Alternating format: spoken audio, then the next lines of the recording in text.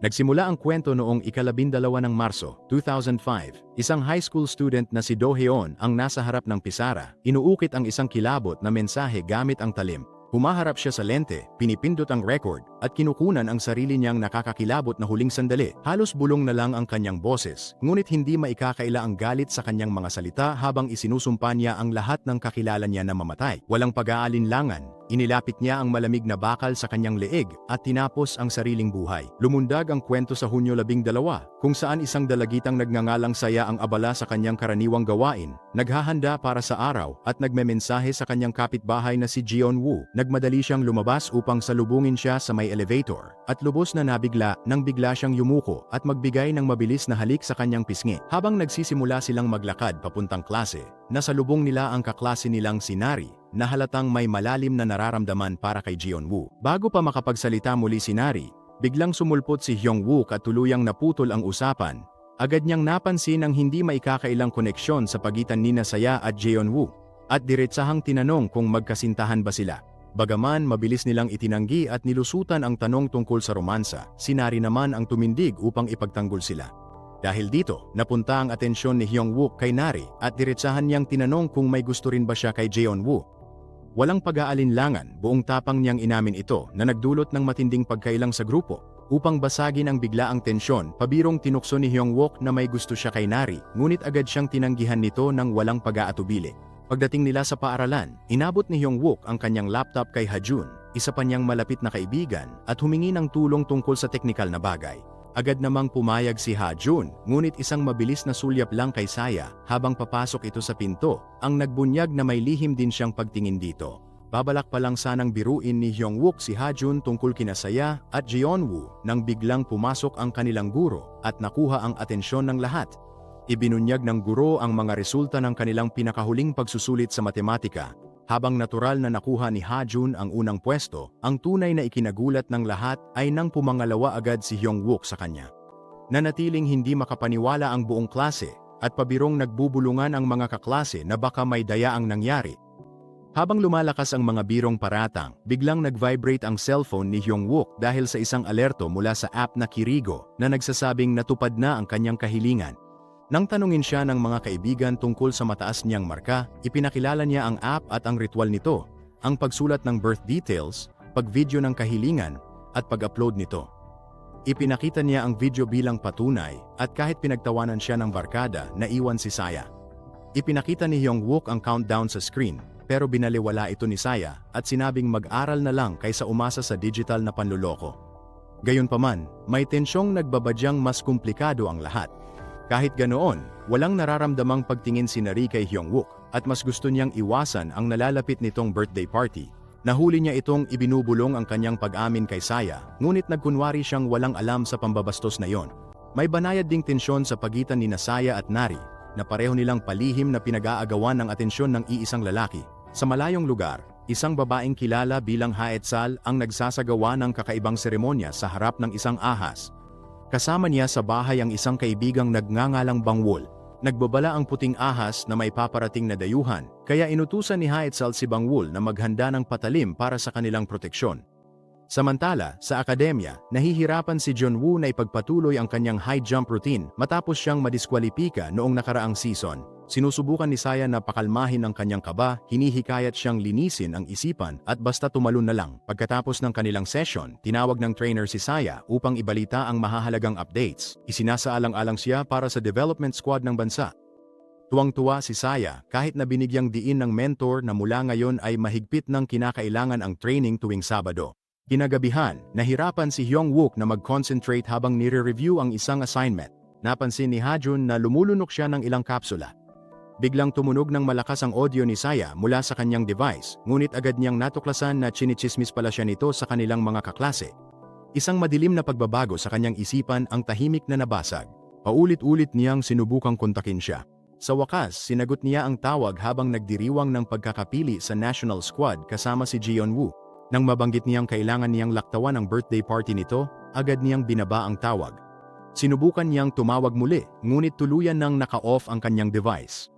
Ginamit ni Jeon-woo ang konsepto ni Hyung-wook tungkol sa application at nag-record din siya ng sarili niyang request na karamihan ay pabiro na sana raw ay makansela ang training para magkasama silang makasuporta sa kanilang kaibigan. Sumapit ang sumunod na umaga na parang karaniwan lang, ngunit tila wala sa sarili si Hyung-wook. Ayaw niyang alisin ang tingin niya sa tumatakbong orasan sa screen. Pinagsabihan siya ng instruktor. Sinubukan siyang kausapin ni Ha-jun. Tahimik ang lahat pagkatapos noon. Pagkatapos ilang sandali bago matapos ang countdown, tumayo siya. Nagsimulang manginig ang mga braso at binti niya sa nakakakilabot at hindi normal na mga anggulo. Sinubukan siyang pigilan ng isang kaklase, ngunit bigla siyang bumunot ng patalim at muntik na itong itarak kay Ha-jun. Biglang tumahimik at natigilan ang buong silid-aralan. Bigla siyang humarap kay Saya. Sinubukan siyang pigilan ni Saya, desperadong tinatawag ang pangalan niya. Sa isang iglap, parang bumalik ang ulirat niya. Mahigpit na hinawakan ang braso ni Saya at nagmamakaawang humingi ng tulong, ngunit bigla niyang hiniwa ang sarili niyang leeg. Bumulwak ang dugo at tumalsik sa balat ni Saya. Sinubukan niyang pigilan ang pagdurugo, ngunit huli na ang lahat at tumunog na ang orasan sa 0. Sa isang maikling alaala, unang nagkita sina Saya at Jeon-woo sa loob ng elevator. Agad siyang nabighani kay Saya. Mabilis kumalat ang mga usap-usapan sa buong campus. May ilang kaklase na pabulong na nagsasabing may sumpa si Saya na ang pagkamatay ng kanilang mga magulang ay sapat ng patunay. Ngunit agad itong binaliwala ni na Jeon-woo, Nari, Ha-jun at Hyung-wook nang hindi man lang nagdalawang isip. Si Hyung-wook pa nga ay nag-abot ng paborito niyang laruan kay Saya, umaasang mapangiti niya ito. Ang munting sandaling iyon ang nagbago ng lahat at naglapit sa 5 dating magkaibang tao. Sa kasalukuyan, idineklara ng pulisya na nagpakamatay si Hyung-wook, ngunit tumanggi si Saya na paniwalaan ito.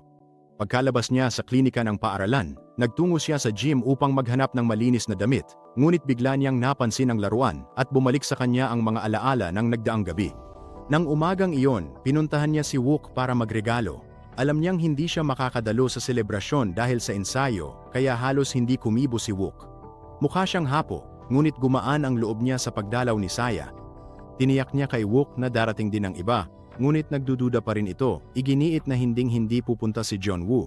Bago siya umalis, binanggit ni Wook ang tungkol sa tawag sa telepono. May gumaya sa boses niya at ginamit iyon upang magsabi ng masasakit na salita kay Wook. Kahit noon pa, alam na ni Wook na hindi talaga siya iyon. Sa kasalukuyan, bawat isa sa kanila ay may kanya-kanyang paraan ng pagharap sa dalamhati. Nagkasalubong sina Saya at ang coach sa gym at sandali silang nagkaalaman ng kaunting ginhawa sa isa't isa. Pagkatapos, binanggit ng coach ang tungkol sa pagkansela ng ensayo at agad na sumakit ang tiyan ni Saya sa kaba dahil iyon ang hiling ni Jeon-woo at bawat natutupad na hiling ay may kasamang timer ng kamatayan. Sinubukan niyang kumbinsihin ang coach na huwag kanselahin ang ensayo. Biglang bumagsak ang isang ilaw sa pagitan nila dahilan upang mapahiwalay sila at agad na natapos ang kanilang pag-uusap. Mabilis na tiningnan ni Saya ang oras. Sa kabilang bahagi ng bayan, nagsimulang mag-vibrate ang telepono ni Jeon-woo. Opisyal nang natupad ang kanyang hiling at nagsimula nang magbilang paatras ang timer. Nagmadaling tumakbo si Saya upang maabutan siya agad. Hindi nagtagal, nagtipon-tipon ang buong grupo at isinalaysay niya sa kanila ang lahat. Totoo ang banta at si Jeon-woo ang susunod na target. Ayaw maniwala ni Nari sa kahit isang salita, kaya agad tumaas ang tensyon sa pagitan nila. Lalo na nang tahimik na pumabor si Jeon-woo kay Saya. Masakit at galit, naglabas ng sama ng loob si Nari. Binanggit ang nakaraan ni Saya, ang pagkamatay ng kanyang mga magulang, ang aksidente, at ang tinatawag niyang malas na dala-dala raw ni Saya sa kanilang lahat. Ngunit tumanggi si Saya na madala sa mga paratang at kalmadong inamin na naranasan na niyang makita ang mga mahal niya sa buhay na naglaho sa harap ng kanyang mga mata at hindi na niya hahayaang mangyari ulit iyon. Sa wakas, namagitan si Ha-jun at pinutol ang pagtatalo. Sinabihan silang kailangan nila ng solusyon, hindi panibagong away. Kinuha niya ang telepono ni Jeon-woo at binuksan ang app. Sinubukang burahin ito ng tuluyan, ngunit kahit anong gawin niya, agad itong bumabalik. Dahil sa inis, pinatay niya ng tuluyan ang telepono, ngunit patuloy pa rin ang pagbilang ng timer. Walang nagbago kahit sirain pa ang aparato. Kay Jeon-woo na ngayon ang countdown at bawat segundo ay lalong bumibilis ang paglipas. Nagpunta ang grupo sa bahay ni Saya upang pag-isipan kung ano ang susunod na gagawin. Habang naglalakad, nanatiling malapit si Jeon-woo sa kanya at tahimik niyang inamin na noong una siyang lumipat sa bayan, muntik na niyang iwan ang grupo. Ngunit dahil sa kalmadong presensya at matatag na suporta ni Jeon-woo, napagpasyahan niyang manatili. Pagdating nila sa bahay, pansamantalang naghiwa-hiwalay ang grupo. Nagpunta si Saya upang maligo sa bahay ng kanyang tiyahin habang naiwan si Jeon-woo, malalim ang iniisip. Umakyat si Woo mag-isa sa itaas nang biglang tumunog ang kanyang telepono. Boses ni Saya ang nasa kabilang linya o isang mapagpanggap na bumubulong ng masasakit tungkol sa kanya. Nanginginig siyang tumakbo sa apartment ni Saya. Naputol ang tawag pagdating niya, hindi mapakali at paranoid na baka may nanonood, isinilid niya ang parehong telepono sa loob ng refrigerator, umaasang mapipigilan nito ang sinumang nakikinig sa kanila. Habang pinag-uusapan nila ang nangyari, napagtanto nilang pareho palang hindi totoo ang mga tawag. Ito mismo ang nangyari kay Wook bago nagkagulo ang lahat. Bago pa nila ito maproseso ng lubusan, dumating na rin ang iba. Binuksan ni Ha-jun ang code ng app at desperadong hinanap ang paraan para mapatigil ito, ngunit walang nagbago. Patuloy lang ang pagbilang ng timer, hindi man lang bumagal kahit isang segundo. Biglang natahimik si Jeon-woo, may kakaibang kumikislap sa kanyang mukha. Sinimulan niyang kuskusin ng mariin ang kanyang mata at lumapit si Saya sa kanya dahil sa pag-aalala, ngunit mabilis niyang itinaboy ang kamay nito. Ilang sandali pa, itinuro niya ang isang bakanting sulok ng kwarto at nagtanong kung may nakakakita rin ba nito. Humarap si Nari sa sulok at agad na natigilan sa kinatatayuan niya. Hindi tulad ng iba, may totoong nakikita siya roon. Nagkagulo ang lahat sa kwarto nang biglang itinutok ni Jeon-woo ang sarili niyang daliri sa kanyang mata sa isang nakakatakot na anggulo. Tumalim ang kanyang boses habang inuutusan niya ang lahat na lumabas. Umatras si Nari papunta sa sulok, nanginginig habang hawak ang kanyang telepono at kinukuhanan ng video ang lahat ng nangyayari. Nagsimulang dumugo ang ilong ni Jeon-woo na para bang may hindi nakikitang puwersang dumidiin sa kanya mula sa itaas. Bagamat walang ibang nakakakita sa nangyayari, biglang sumugod si Ha-jun mula sa likuran at mahigpit siyang hinawakan. Pilit siyang pinipigilan bago pa niya masaktan ang sarili. Panikang tumawag ng tulong si Saya, ngunit biglang naging marahas si Jeon-woo at malakas siyang nanuntok. Pagkatapos ay biglang bumaling kay Ha-jun, sinakal siya gamit ang dalawang kamay habang inaakusahan itong nakikialam sa app. Mabilis na nanghina si Ha-jun at unti-unting nanlambot ang kanyang katawan. Dahil sa matinding pag-aalala na mapahinto siya, dinampot ni Saya ang laptop na malapit at ibinagsak ito sa ulo ni Jeon-woo. Sa wakas, bumagsak siya sa sahig at kumalat ang dugo sa ilalim niya habang nabalot ng katahimikan ang silid dahil sa pagkabigla. Sa ospital, hindi nagsalita si Saya sa kanyang tiyahin. Itinago niya ang lahat ng nararamdaman habang nananatili si Jeon-woo sa ICU at hindi pa tiyak ang kanyang kalagayan. Maya-maya, natagpuan ni Nari si Saya at sinabi sa kanya na ang pamilya ni Jeon-woo ay naghahanap ng kasagutan at sinisisi siya. Hindi alam na sinubukan niyang iligtas si Ha-jun noong inatake ito. Nag-alok si Nari na kunin ang ilang gamit mula sa bahay ni Saya, ngunit sinabi ni Saya na ayos lang siya at ibinahagi pa rin niya ang door code kay Nari. Habang nagsisiyasat si Ha-jun sa app, tinawagan siya ni Haetsal para patigilin. Sabi ni Haetsal, buhay si Ha-jun dahil kay Saya at ang spirit ang may gawa ng lahat. Isang sumpang nagbabago ng anyo gamit ang mga bagay sa paligid. Umiiral ito ngayon bilang app. Pero anumang video o larawang may emosyon ay sapat na para makapasok ito.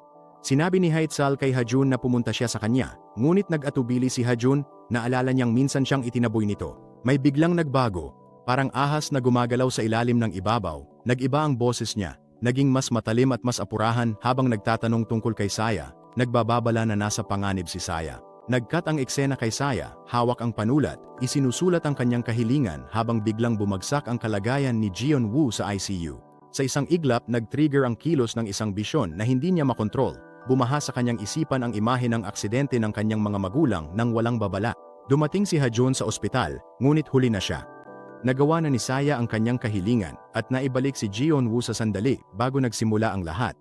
Parang nareset ang oras, sinabi ni Saya kay Ha-jun na ang kahilingan ay magpapakita sa kanya ng espiritu ng direkta, ang parehong presensya na minsang dumating para kay Hyang-wook at patuloy na nananatili sa likod ng lahat ng nangyari. Ang makita ito, ang tanging paraan para mapigilan ito. Sa wakas, sinabi ni Ha-jun ang totoo tungkol sa kanyang kapatid na babae at inanyayahan si Saya na sumama sa kanya. Agad na naramdaman ni Haetsol ang pagbabago at tinawag si Bang Wol, sinabihan siyang kunin ang kutsilyo. Kasabay nito, iminulat ni Jeon-woo ang kanyang mga mata at tahimik na napagtanto ni Saya na natupad na ang kanyang kahilingan.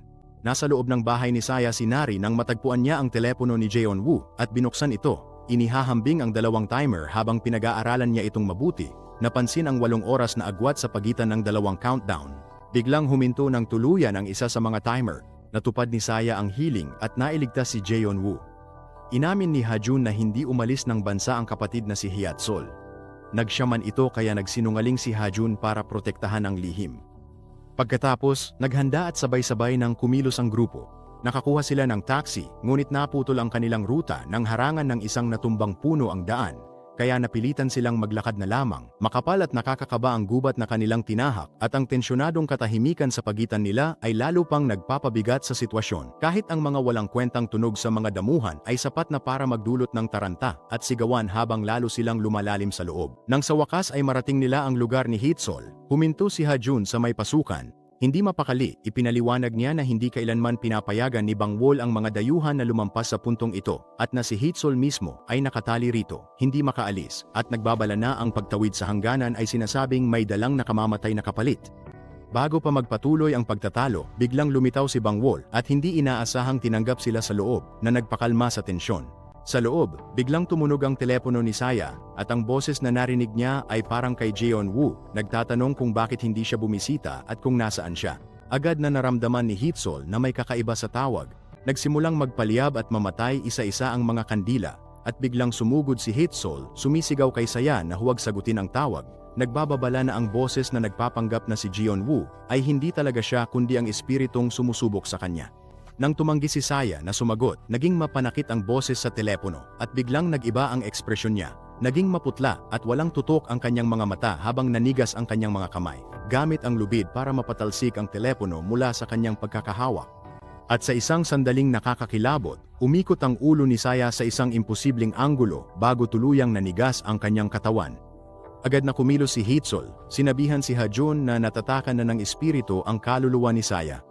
Binuhat nila ang walang malay na katawan ni Saya at dinala siya sa isang altar sa labas, kung saan mahigpit na binalaan ni Hitsol si Ha-jun na huwag hahawakan si Saya anuman ang mangyari. Lumabas mula sa mga anino ang ahas at lumapit sa kanila na para bang matagal na itong naghihintay. Sa kabilang mundo, dahan-dahang nagising si Saya, nakahiga pa rin malapit sa altar, ngunit ngayon ay parang baluktot at hindi totoo ang lahat ng bagay. Nakatayo si Hitsol sa harap niya at kalmadong ipinaliwanag kung ano ang kailangan niyang gawin para mabuhay. Sinabing kailangan nilang dumaan sa 3 pintuan upang makatakas. Samantala, sa pisikal na mundo, inutusan ni Hyeatsol si Bangwol na sindihan ang insenso, sabay babala na masyadong malakas ang hangin at mabilis itong mauubos. Habang nagsisimula siyang magdasal, bumuo siya ng isang protektibong harang sa paligid nila. Sa kabilang mundo, ipinakita ni Hitsol kay Saya ang isang manipis na puting sinulid na nag-uugnay sa kanilang dalawa at binigyan siya ng isang mahigpit na patakaran. Huwag lumingon. Dahil kapag lumingon si Saya, mapapansin din ng espiritu si Hitsol at pareho silang malalagay sa panganib.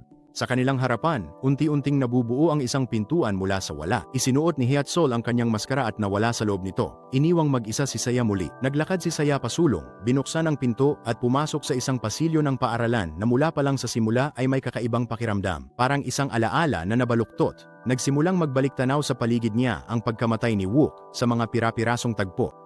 Hindi matatag at paulit-ulit, lumilitaw sa unahan ang anyo ni Wook. Minsan ay nagmamakaawa ng tulong, minsan ay nagiging mapanganib sa parehong sandali. At napilitan si Saya na tumakbo nang hindi tumitigil, pilit na hindi lumilingon.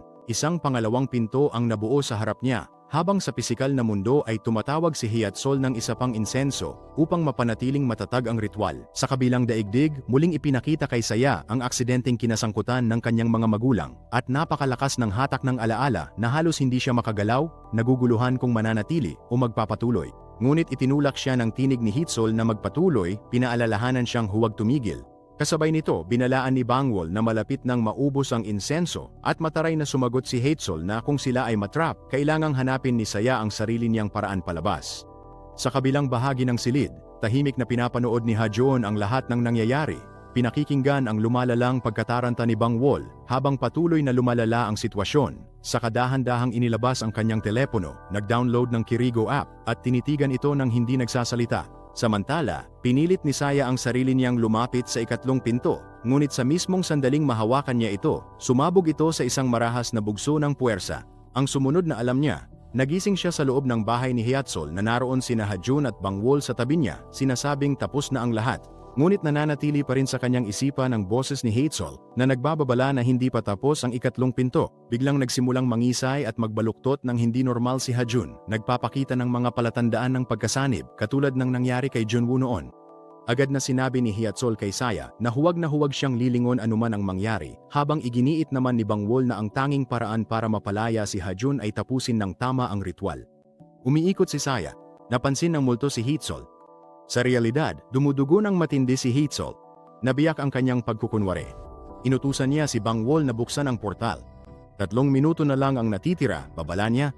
Nahila si Saya papunta sa isang alternatibong dimensyon. Habang umaagos ang dugo sa sahig, isang pulang sutlang tali ang nagdudugtong sa kanyang bisig at sa isang pulang telepono. Sa kabila ng kawalan, lumulutang ang multo na nakasuot ng uniforme ng akademya, putol ang leeg, sinusundan ang bawat galaw niya.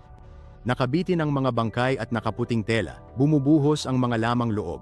Dumugo ang ilong ni Saya sa panginginig. Isang bala ang malinis na pumutol sa pulang tali. Biglang lumitaw si Hitsol sa kanyang likuran. Tumakas ka. Nagmadali silang tumakbo papunta sa huling lagusan. Sumugod ang multo na may hawak na patalim. Nauna si Hitsol kay Saya upang saluhin ang atake. Nakaligtas sila at bumagsak si Saya pagkalampas niya pabalik sa ligtas na lugar. Malubhang sugatan si Hitsol ngunit nananatiling malay, iginiit niyang hindi pa tapos ang lahat. Ipinaliwanag niya na ang tanging paraan upang tuluyang matapos ito ay putulin ang koneksyon ni Saya sa kabilang mundo sa pamamagitan ng paghahanap at pagsira sa Miang, ang bagay na naguugat ng sumpa. Hanggang hindi iyon nagagawa, maaring ligtas si Saya, ngunit hindi pa siya ganap na malaya. Tinulungan siya ni Ha-jun papasok habang hinarap ni Bangwol si Haetsal na puno ng inis, galit dahil pinilit pa rin niya ang sarili kahit alam niyang maaring lalong mahirapan silang makaalis dahil sa kanyang sugat. Iwinaksi ni Haetsal ang kanyang pag-aalala at sa halip ay hiniling na bantayan niya ang iba, piniling maiwan upang ang espiritu sa loob ng ahas ang magpagaling ng kanyang sugat. Habang pabalik si Bangwol sa loob, nadaanan niya si Ha-jun at nakita ang mga tala na isinulat nito kanina. Halos mag-wish na rin siya, ngunit tahimik niyang pinaupo si Ha-jun at pinagalitan ito, sinusubukang pigilan siya bago pa lumala ang sitwasyon. Sinabi niya kay Ha-jun na nasa sukdulan na ang kanyang kapatid, ginagamit ang lahat ng lakas niya para lang mapanatiling buhay ang kaibigan ni Ha-jun, at na ang paggawa ng isa pang kahilingan ay lalo lamang magpapalala ng kaguluhan. Hinimok niya itong huwag ituloy ang balak. Sa ospital, binisita ni Nari si Ji-won-woo habang binanggit ng tiyahin ni Saya na unti-unting bumubuti ang kalagayan nito. Pumasok si Nari sa kanyang kwarto, pinatugtog ang isang recording ng marahas niyang pagwawala at pagkatapos ay nagsinungaling sa kanya, sinabing hindi na raw siya kayang makita ni Saya at nanahimik na ito. Pagbalik sa bahay ni Haetsal, nagpasalamat si Saya sa kanya sa lahat ng bagay. Inamin na kahit ilusyon lang ang nakita niyang mga magulang, may malalim pa ring gumalaw sa kanyang kalooban. Tahimik na nakinig si Haetsal at nangakong tutulungan niya si Saya hanggang sa huli. Maya-maya, ibinunyag ni Haetsal na si Kirigo ay anyo lang ng espiritu, isang sumpa ng mapaghiganting kaluluwang nagpapalit ng anyo sa paglipas ng panahon. Upang wakasan ito, dapat nilang mahanap at masira ang Mieyang, ang tunay na pinagmumulan nito. Naniniwala siya na ang Mieyang ay ang pulang telepono na nakakabit kay Saya sa kabilang mundo, at kailangan itong kunin ni Saya at dalhin pabalik. Agad na nag-alala si Ha-jun sa ideya, ngunit iginiit ni Haetsal na wala ng ibang paraan. Ipinaliwanag na si Saya lang ang konektado sa magkabilang mundo, at siya lang ang kayang humawak ng telepono ng ligtas. Sa huli, nagpasya silang magpahinga para sa gabi, habang sa labas ay nagsimulang bumuhos ang ulan. Ngunit para kay Saya, hindi ito mukhang ulan, mukha itong dugo. Sa pangitain niya, isang batang nakauniforme at duguan ang leeg ang nakatitig, at sa kanyang paglingon, may isa pang biglang sumugod, kapwa sila baluktot at malabo. Hinila siya ni Haetsal palabas ng guni-guni sa tamang oras.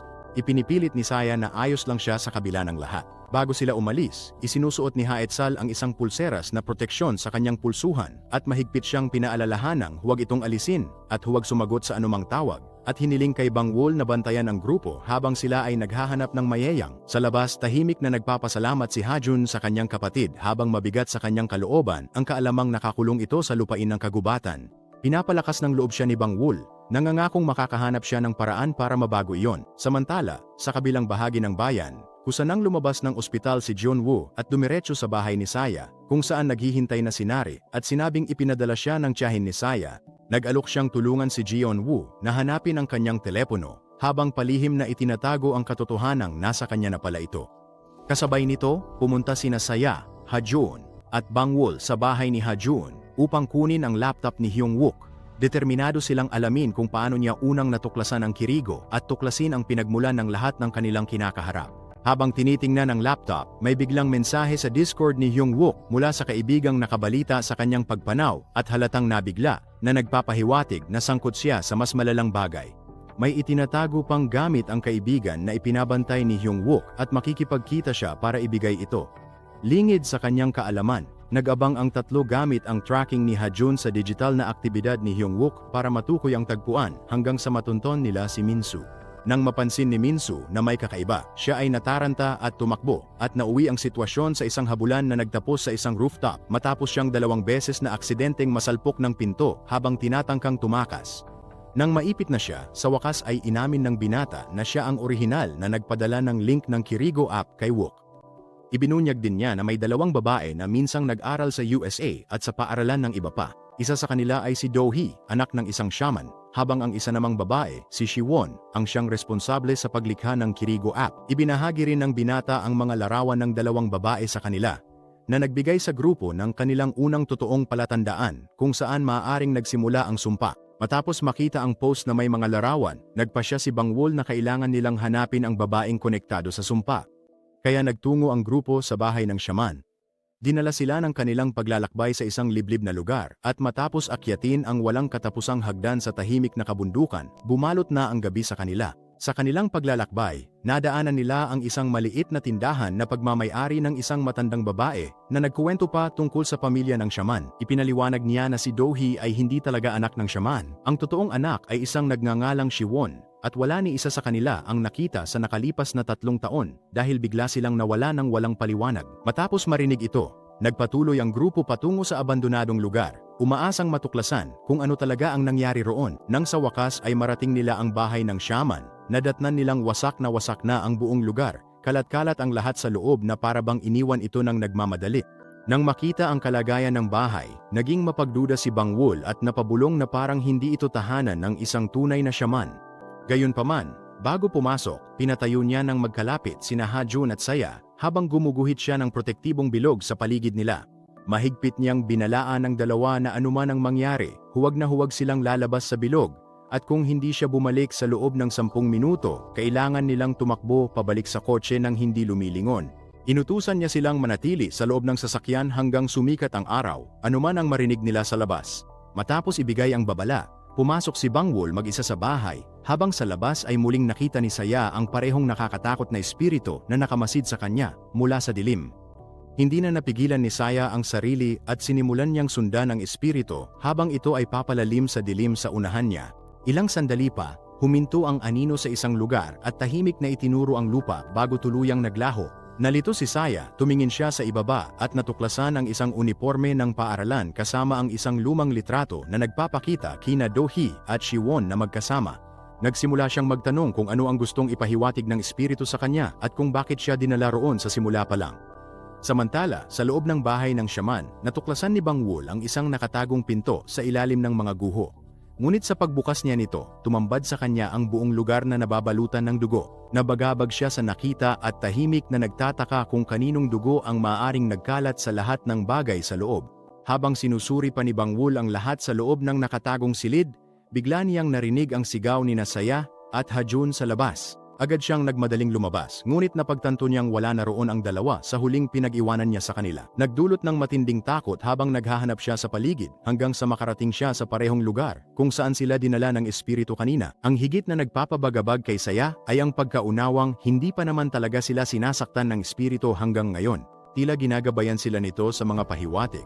Maya-maya, magkasama ang grupo sa loob ng kotse habang kausap si Haetsal, at sinabi ni Haetsal kay Bangwol na kailangan nilang hanapin pareho ang espiritu at ang litrato na natagpuan nila sa bahay ng shaman dahil malamang na konektado sa dalawa ang mga sagot. Matapos mapansin ang isang bintana na makikita sa litrato, buong kumpiyansang sinabi ni Haetsal na tiyak na nakatago roon ang pulang telepono at kailangan nila itong hanapin at sirain kung talagang gusto nilang tuldukan ang sumpa ng tuluyan. Ang problema ay wala sa kanila ang nakakaalam kung paano mahahanap ang espiritu o ang mismong pulang telepono. Pagkatapos, habang nakatitig sa litrato, biglang napagtanto ni Ha-jun na kung mayroon silang digital na bersyon ng larawan, maaaring matunto nila ang lokasyon nito. Agad siyang nakaisip ng ideya at naghalungkat sa laptop ni Wook para kunin ang location data ng Wish Video. Pero mabilis na sinabi ni Saya ang problema. Kailangan nila ng access sa rehistradong account para makuha ang impormasyon at wala ni isa sa kanila nito. Naalala ni Saya na nakita niya ang account sa computer ng coach niya, kaya nagpasya ang grupo na palihim na pumasok sa paaralan ng gabing iyon para ma-access ito. Maya-maya, pakitulungan po ang channel na ito na maabot ang 1,000 subscribers sa pamamagitan ng pag-subscribe ng ilang segundo lang. Maraming salamat po. Sunod, dumating sila sa labas ng bakanteng gusali ng paaralan sa ilalim ng dilim ng gabi. Ipinilit ni Bang Wol na sumama sa loob kina Saya at Ha-jun, gustong tumulong. Ngunit pinigilan siya ni Saya at ipinaliwanag na dahil sila ang nag-aaral doon, mas kabisado nila ang ayos at mga tagong daan ng paaralan kaysa kanino man.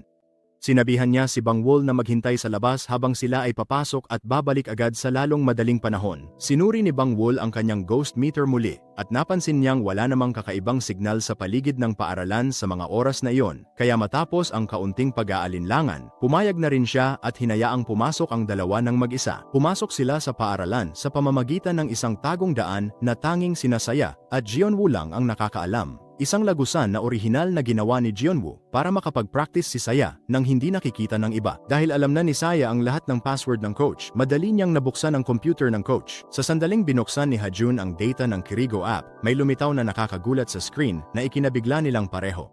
Isa pala itong video ni Nari at ang pagkakita rito ay agad nagbago ng atmosfera na nagpapakitang mas malalim pa ang kaugnayan ni Nari sa sitwasyon kaysa sa inaakala nila. Ibinunyag na minsan nang nag-wish si Nari sa Kirigo app at ang wish na iyon ang naging dahilan ng pagkamatay ni Wook, ibig sabihin namatay siya dahil kay Nari. Napansin nilang salitan ang takbo ng mga timer. Kung nag-wish si Nari, dapat tapos na ang timer ni Wook, pero hindi ito nangyari, kaya iba ang epekto dahil kamatayan ang hiniling niya. Nagbunga ito ng malaking twist sa kwento na ikinayanig ni Saya habang nagsimula siyang magduda sa lahat. Iniisip kung naging tunay ba talagang kaibigan nila si Nari o kung nagtatago lang pala itong kaaway. Mula pa sa simula, tahimik na minamanipula ang mga pangyayari. Ngunit hindi pa iyon isiniwalat dahil bumalik ang kwento sa nakaraan. Bumalik tayo sa Nobyembre 4, 2008, kung saan nasa isang club si Nari kasama ang kanyang mga pinsan. At kaswal na pinag-uusapan ang kanyang nararamdaman at umaamin na gusto niya si... Ipinakita pa nga niya ang mga larawan ni Jeonwoo sa kanyang pinsan na agad namang nagsabi na napakagwapo nito. Sa sandaling iyon, tiningnan ng isa pang lalaking kasama nila ang mga larawan ni Jeonwoo at nagkomento na ordinaryo lang ang itsura ni Jeonwoo at wala namang espesyal na agad namang ikinainis ni Nari. Mabilis siyang sumagot at inakusahan ng lalaki na nagseselos siya dahil may gusto siya kay Jeonwoo. Eksaktong sa sandaling iyon, lumitaw ang larawan ni Wook sa screen at biglang nagbago ang ugali ni Nari. Habang sinimulan niyang laitin ito, sinasabing hindi pa siya nakakakita ng kasing tanga niya. Pinagtatawanan ang ideya na naniwala si Wook na may app na kayang magbigay ng mga kahilingan at tinawag siyang inosente dahil naniwala siya na posible iyon. Nang marinig ito, tinukso siya ng pinsan niya at hinamon pa siya. Sinabing malamang hindi niya rin kayang subukan mag-wish gamit ang app, tapos pabirong idinagdag na naaalala niya si Saya Won, isa pang babae na tila kapareho ni Nari ang ugali at kilos. Biglang tumayo si Nari sa galit, hindi na makayanan ang pang-aasar at halatang lasing na lasing. Isinulat niya ang kanyang petsa ng kapanganakan at pangalan sa isang papel at inilagay ito sa kanyang ulo habang nagsisimula siyang mag-record ng video sa magulo at hindi matatag na kalagayan. Litong-lito at wala sa sarili, nagbulong siya na hindi niya nga alam kung ano talaga ang dapat niyang sabihin, tapos bigla na lang siyang nagbitaw ng pabigla-biglang hiling. Sinabing gusto niyang mamatay si Wook dahil pabigat daw ito sa mundo at idinagdag pa na nakakainis din sa kanya ang isa pang lalaking nakaupo sa likod niya. Bago pa siya makapagsalita ulit, bigla siyang sinampal ng pinsan niya na nagpagising sa kanya mula sa kalasingan at nagpa-realize sa kanya ng mga nasabi niya. Kinabukasan ng umaga, nagising siyang balisa, iniisip na late na naman siya. Agad siyang nagbihis at nagmadaling pumunta sa campus, ngunit direkta siyang napunta sa isang bangungot. Sa mismong sandaling iyon, hinihiwa ni Wook ang sarili niyang leeg. Napako siya sa takot sa harap ng nakakatakot na tagpo, habang biglang sumagi sa isip niya ang malamig na katotohanan. Naalala niya ang hiling na ginawa niya.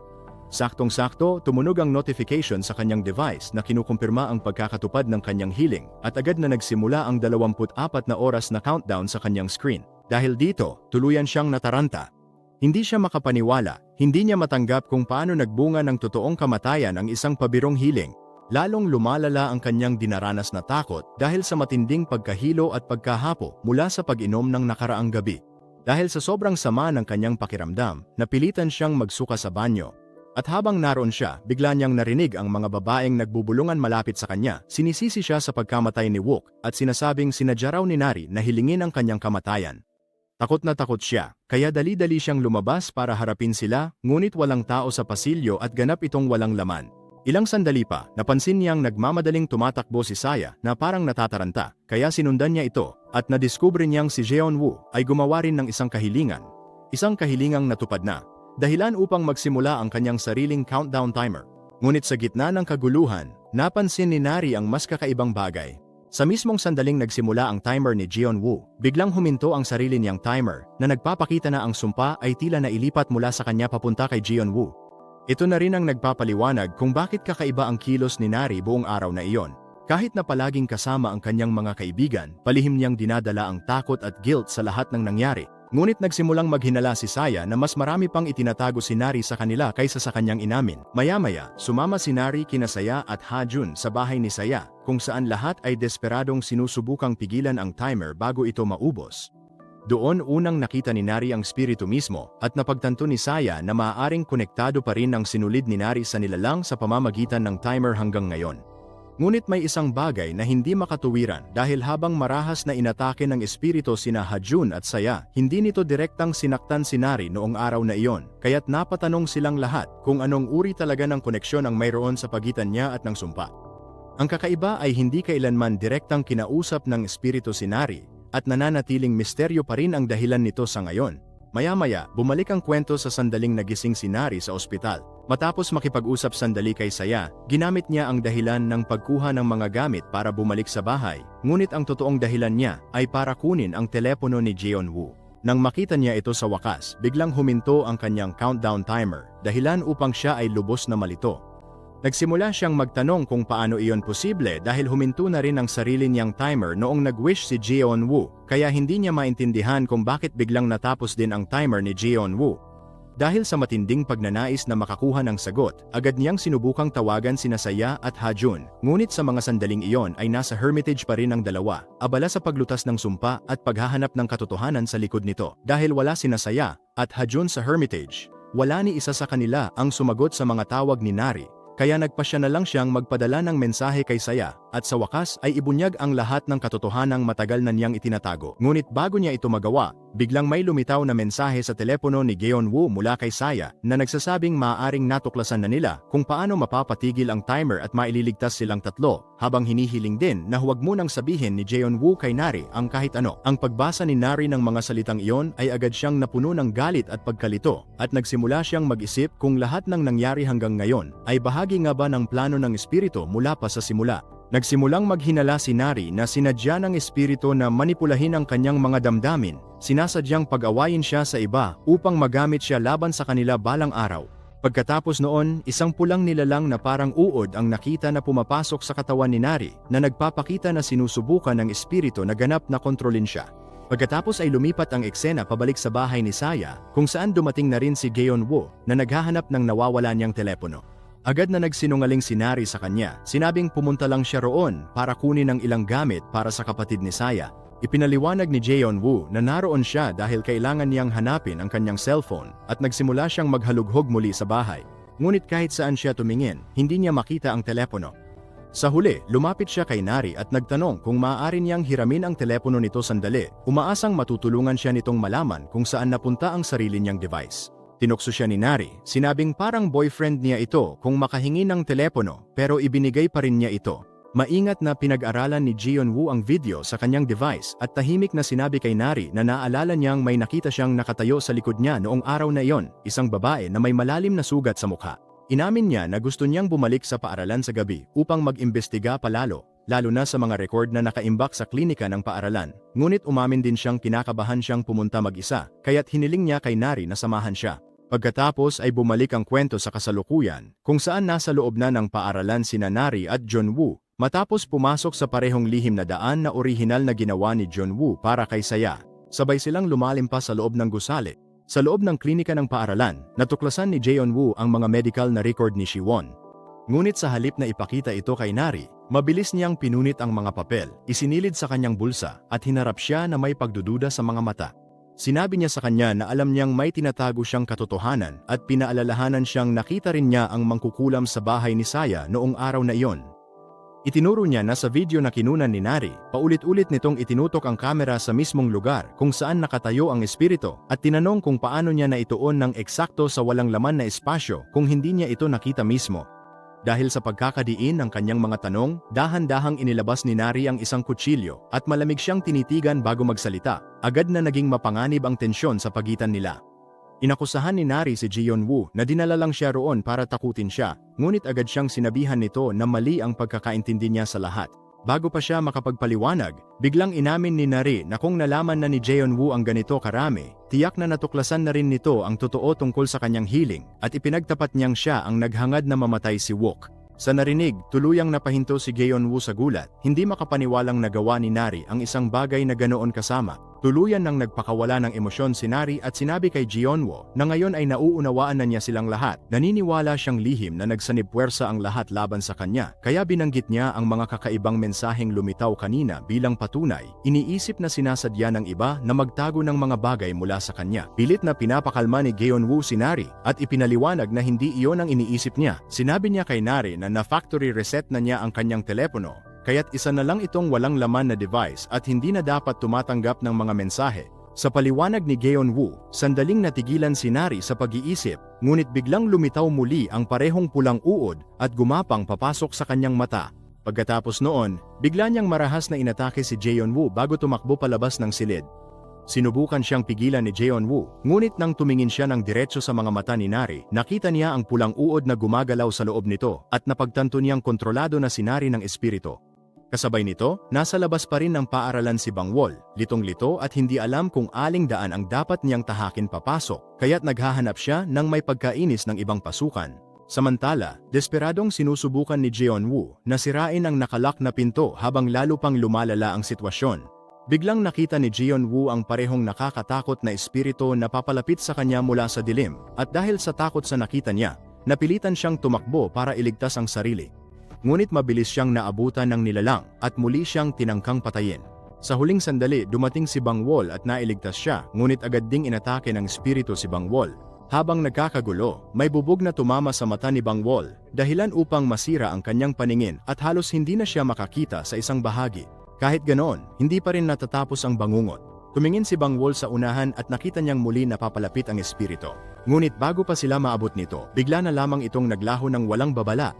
Napagtanto ni Bangwol na maaaring may iba pang nangyayari, kaya agad siyang nag-alala para kina Saya at Hajun habang muling nagbago ang focus ng kwento. Pakitulungan po ang channel na ito na maabot ang 1,000 subscribers sa pamamagitan ng pag-subscribe ng ilang segundo lang. Maraming salamat po. Susunod. Mula rito, bumabalik ang kwento sa nakaraan kung saan makikita natin ang isang batang babae na may kapansin-pansing pulang mata. Ipinakilalang si Do-hee, dumating siya sa bahay ni Siwon upang makipagkita rito. At ang nagbukas ng pinto ay isang babae na siya man pala at siya rin ang ina ni Siwon. Inaanyayahan niya si Do-hee na pumasok at agad napansin ang kanyang mata. Sinabihan siyang ito ay naapektuhan ng isang sumpa at maaaring magamot niya ito. At tunay ngang nagsagawa siya ng ritual na tila nagpagaling dito. Gayunpaman, lalong nakakaramdam ng kaba si Do-hee habang paulit-ulit niyang napapansin na nahahatak ang kanyang atensyon sa isang nakakandadong kwarto na may nagliliwanag na pulang ilaw mula sa loob. Bago pa niya masiyasat ng husto, nakatanggap ng tawag si Do-hee mula kay Siwon at umalis siya agad ng bahay, dala pa rin ang kanyang pagkamausisa tungkol sa misteryosong kwarto na hindi pa nasasagot. Habang paalis siya, pabirong sinabi ng shaman kay Do-hee na ipaalala kay Siwon na kumain sa tamang oras, isang pahiwatig na may tensyon at distansya ang relasyon ng mag-ina. Maya-maya, nakita ni Do-hee si Siwon na nagpapahinga sa isang tahimik na lugar at iminungkahi niyang umuwi na ito upang makatulog ng maayos. Ngunit tumanggi si Siwon, sinabing hindi siya makahinga roon dahil sa matapang na amoy ng insenso. Makalipas ang ilang sandali, lumapit sila sa isang bintana kung saan biglang umuulan ng niyebe kahit Marso na nagbigay ng kakaibang atmosfera. Tinanong ni Do-hee si Siwon kung maaari siyang sumali sa coding club nito, ngunit hindi tumugon o nagpakita ng reaksyon si Siwon, kaya nanatiling hindi malinaw ang sagot at tahimik ang tensyon sa pagitan nila. Sabay silang naglakad papuntang paaralan, at sa daan ay lumitaw si Ji-tae, isang kaibigan ni Siwon. Tahimik na iniisip ni Do-hee sa sarili na gusto niya si Ji-tae, ngunit napansin ito ni Siwon at bahagyang tinukso si Do-hee na nagdagdag ng kaunting biruan at kilig sa pagitan nila. Gayunpaman, biglang nag-iba ang mood ng maamoy ni Siwon ang bahagyang amoy ng insenso mula kay Do-hee, ang parehong amoy na pamilyar sa kanya mula sa kanilang bahay. Agad siyang nainis at pinagalitan si Do-hee, tinanong kung pumunta ba ito sa kanilang bahay. Umamin si Do-hee na pumunta nga siya, ipinaliwanag na hinahanap lang niya si Siwon at sinabi ng babaeng nandoon na kaya niyang gamutin ang kanyang mata at nagawa nga itong pagalingin.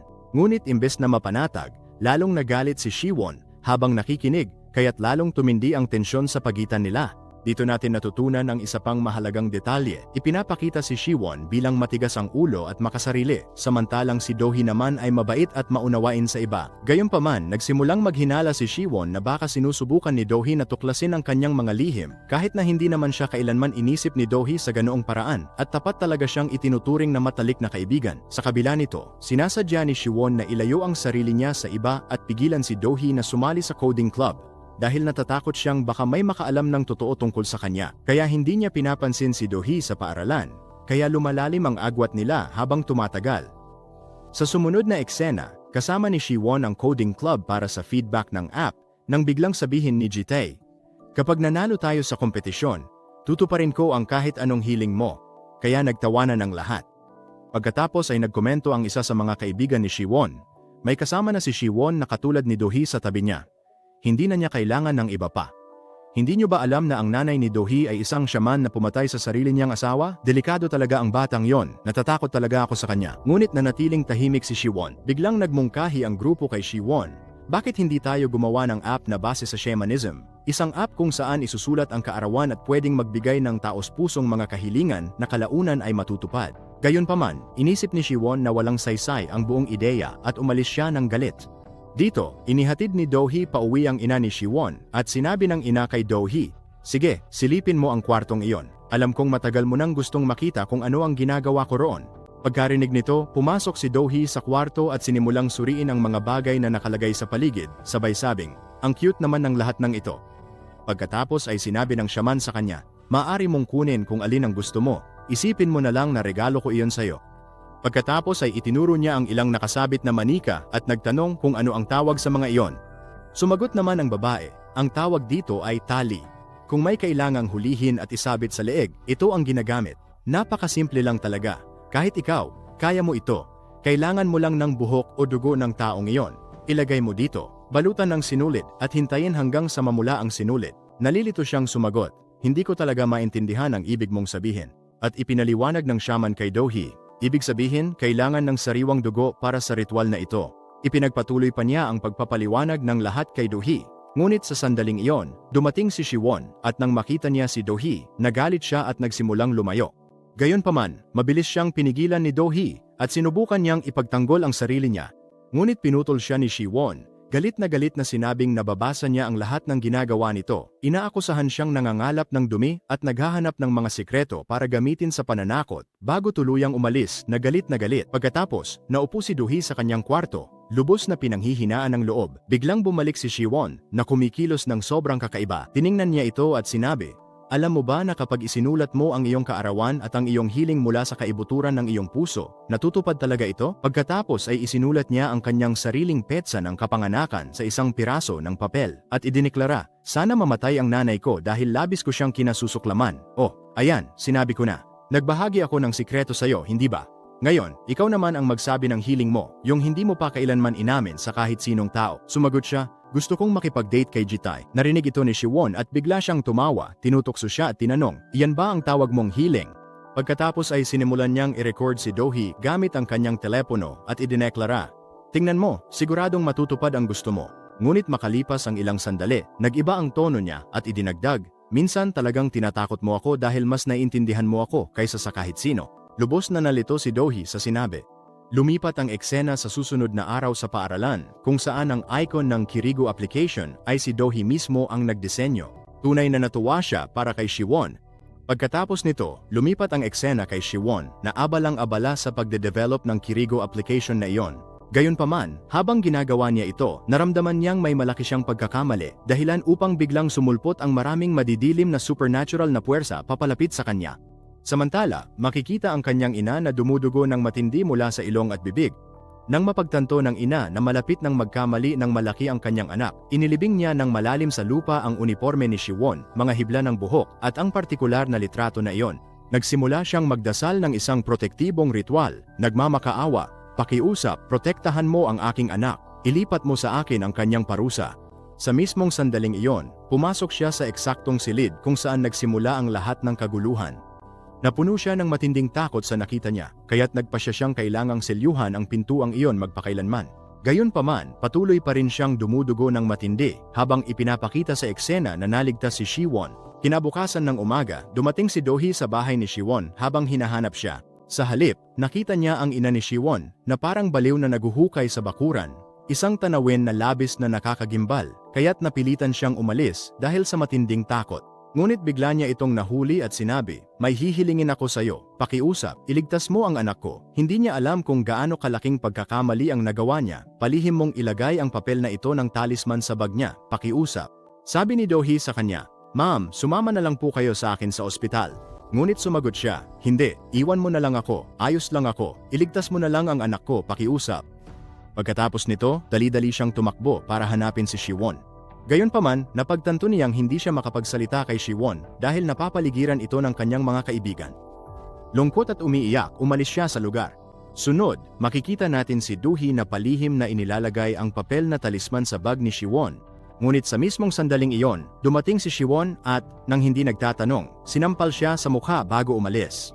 Pagkatapos nito, sumali si Siwon sa kanyang development group at inanunsyo na natapos na niya ang application. Kaya't nagulat ang lahat ng kanyang mga kaibigan at nagtataka kung paano niya ito natapos ng ganoon kabilis. Sumagot siya na wala naman sa kanila ang tumulong, lalo na si Ji-tae, kaya ngayon sila naman ang gagawa ng isang gawain para sa kanya. Lumipat ang eksena sa silid-aralan kung saan ipinapalabas ang video na ni-record ni Siwon kay Do-hee noong gabing iyon na nagpapakita ng kanyang pagnanais na mahulog ang loob ni Ji-tae sa kanya. Habang nasasaksihan ang lahat ng ito, labis na napahiya si Do-hee, ngunit hindi pa doon natatapos ang pangungutya. Lumapit si Ji-tae sa kanya sa harap ng buong klase at nangutya, "Tumingin ka na ba sa salamin kamakailan? Anong nagpaisip sa'yo na maaari akong mahulog sa isang katulad mo?" Bago pa man umabot sa pisikal na pananakit. Habang pinapanood ang kalupitan, wala ni katiting na pagsisisi si Siwon na nagpapatunay kung gaano siya kabaluktot. Nakakadurog ng puso na makita si Do-hee na nagdurusa, gayong wala naman siyang ginawang masama para maranasan ang lahat ng ito. Sa kabila nito, bumalik tayo sa kwento. Tumakbo si Do-hee palabas ng silid-aralan habang umiiyak, lubos na wasak ang kalooban. Pagkatapos nito, dumiretso siya sa kanilang bahay at gumawa ng mga rebulto ni Siwon at Ji-tae. Ginaya mismo ang paraang inilarawan ng ina ni Siwon. Pagkatapos ay bumalik ang kwento sa parehong eksenang ipinakita sa simula ng serye. Makikita si Do-hee na ipinipinta ang kanyang kaarawan sa pader, saka humarap sa kamera na may nakakakilabot na tawa. Idineklara niya, "Ngayon, magre-record ako ng video, eksaktong gaya ng itinuro mo. Ngayon, maghahangad ako mula sa pinakailalim ng aking puso. Nais kong mamatay kayong lahat." Sa mga huling salitang iyon, hiniwa niya ang sarili niyang leeg, hinayaang dumaloy ang dugo niya direkta sa mga ritual na manika. Kaagad pagkatapos nito, makikita natin sina Siwon at Ji-tae na pinapanood ang video dahil ini-broadcast ni Do-hee ng live ang buong pangyayari sa Kirigo app. Pilit na sinusubukan ni Siwon na burahin ang video, ngunit tumatanggi ang sistema na tanggalin ito. Samantala, namatay na rin si Ji-tae. Pagkatapos nito, nainis si Siwon, hindi niya maintindihan kung bakit ayaw magsara ng application at wala siyang kahit anong lungkot sa pagkawala ng kanyang kaibigan. Biglang nagsimulang mag-stream ang video ni Do-hee sa harap mismo ni Siwon at pinilit ng mapaghiganting espiritu ni Do-hee na hiwain ni Sewon ang sarili niyang leeg gamit ang sariling kamay.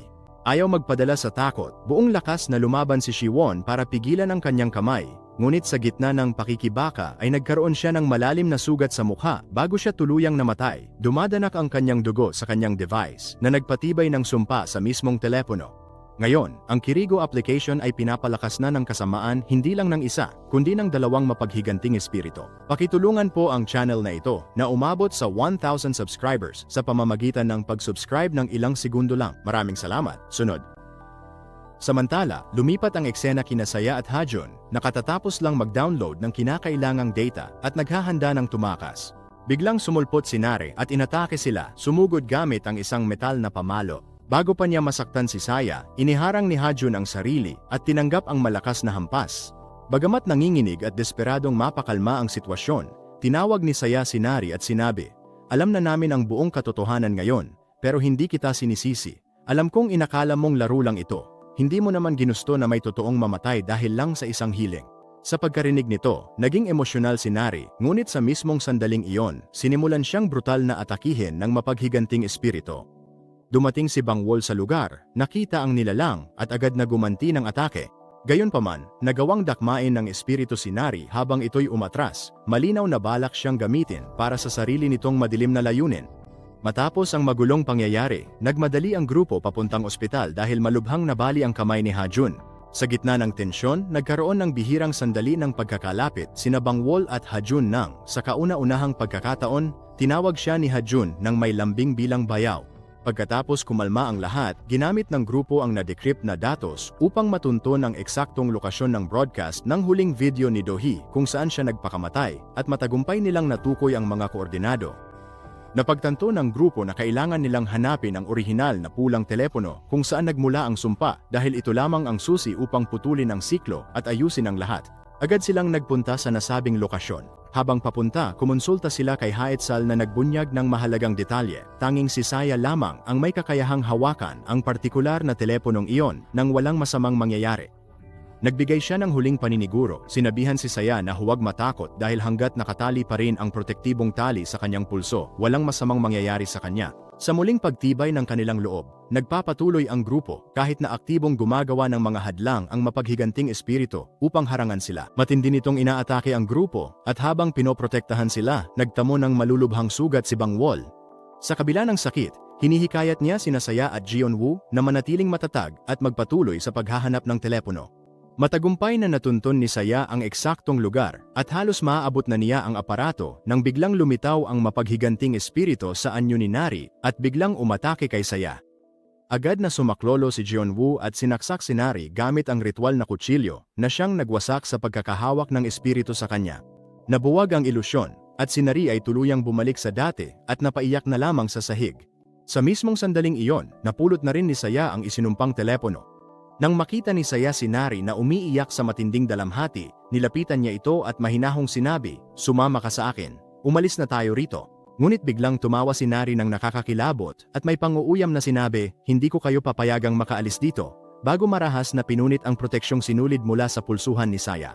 Sa mismong pagkaputol nito, naputol din ang kaugnay na sinulid at dumulas mula sa kamay ni Haetsal na nasa malayong lugar. Agad na bumagsak si Saya sa sahig habang bumubula ang kanyang bibig. Nang makita ito, nataranta si Jeonwoo sa matinding takot. Biglang tumunog ang kanyang telepono. Si Haetsal iyon, na nagmamadaling nag-utos sa kanya, "Kailangan mong dalhin si Saya sa address na ipinadala ko sa'yo, agad-agad."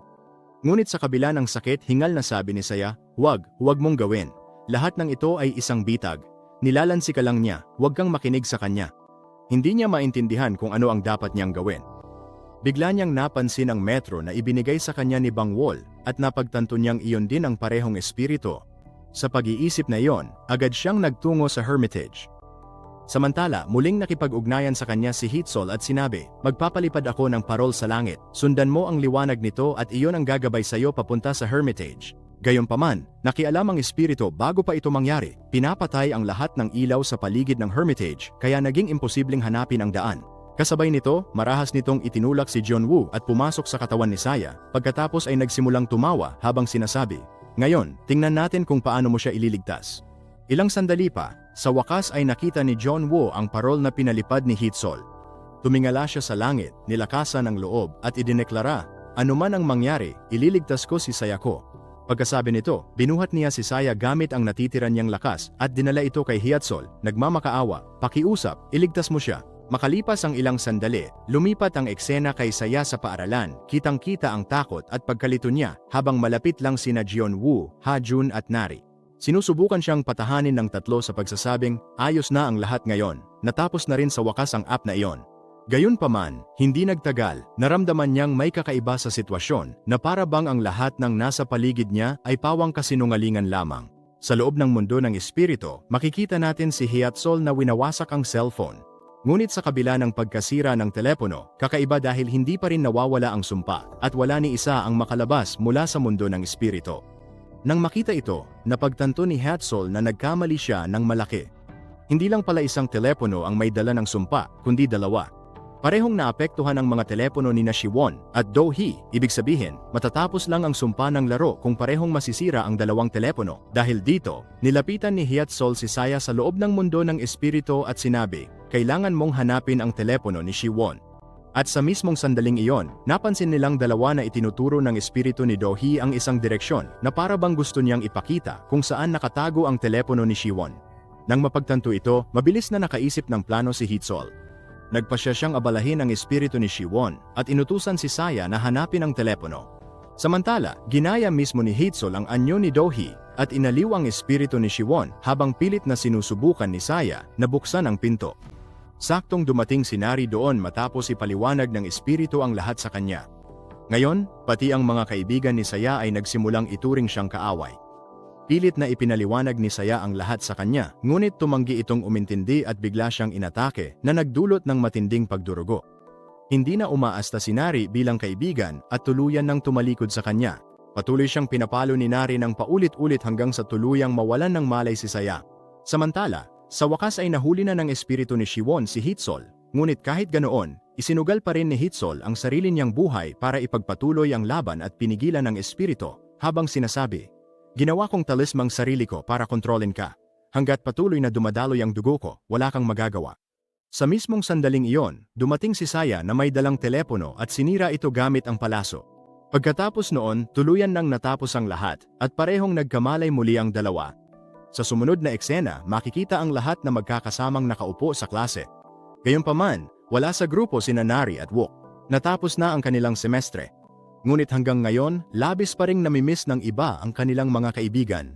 Patuloy na dinadala ni Saya ang bigat ng konsensya sa kanyang puso at iniisip na sana ay napaintindi niya kay Nari upang nakabalik sana ito kasama nila. Kalaunan, ipinakita silang nagtipon-tipon sa Hermitage kung saan sila nagdasal para sa kapayapaan ng kaluluwa ni Wook. Pagkatapos, habang magkakasama silang lahat, nagsimulang magkwento si Bangwol tungkol sa mga nangyari matapos siyang masugatan. Inilalarawan ang kanyang kalagayan at lahat ng naranasan niya pagkatapos noon. Ikinuwento rin ni Bangwol na sa mga sandaling iyon, umiiyak si Hajun na parang isang maliit na bata. Sa narinig nilang ito, napatawa ang lahat at sa gitna ng usapan, bigla niyang sinabi kay Hyatsol, "Sa tingin ko, maaari ka nang umalis sa Hermitage na ito dahil ang mga kapangyarihang nasa loob mo ay nasa akin na rin ngayon."